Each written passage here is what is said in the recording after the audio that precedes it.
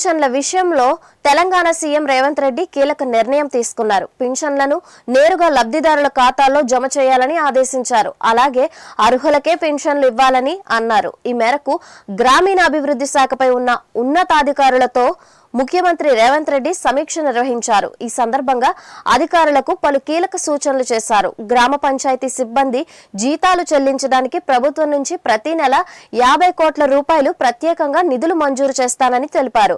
Out sourcing, contract ఉద్యోగులు అని తేడా లేకుండా ప్రభుత్వంలోని అన్ని శాఖల పరిధిలోని ఉద్యోగులకు మొదటి తారీఖునే జీతాలు అందేలా చూడాలని ఈ మేరకు స్పష్టం చేశారు.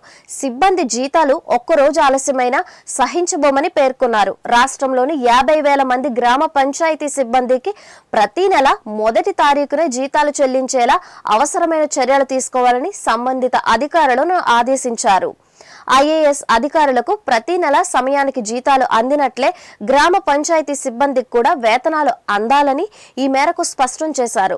సొంత ఆదాయంపై గ్రామ పంచాయతీల స్వతంత్రతను నిర్వీర్యం చేస్తూ గత ప్రభుత్వం తొలగించిన నిబంధనను పునరుద్ధరించేందుకు చర్యలు తీసుకోవాలన్నారు. తెలంగాణ పంచాయతీ రాజ్ చట్టం 2018లోని సెక్షన్ 73 ప్రతిపాదిత సవరణ ప్రకారం గ్రామ పంచాయతీ సొంత ఆదాయాన్ని ట్రెజరీ ఖాతాలో కాకుండా బ్యాంకు ఖాతాలో జమ చేసే విధంగా సవరణ చేయాలని ఆదేశించారు.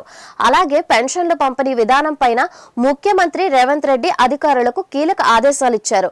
పోస్టల్ శాఖ ద్వారా అందజేస్తున్న ప్రస్తుత పెన్షన్ పంపిణీ విధానాన్ని మార్చి నేరుగా లబ్ధిదారుల బ్యాంక్ ఖాతాలో జమ చేయాలని స్పష్టం చేశారు. పెన్షన్లు అర్హులకు మాత్రమే అందేలా చర్యలు తీసుకోవాలని ఆదేశాలు జారీ చేశారు. ముఖ్యంగా ఓటర్ గుర్తింపు card, Aadhaar, SEEE-PC survey data ఆధారంగా పెన్షన్లను క్రమబద్ధీకరించాలని సూచించారు.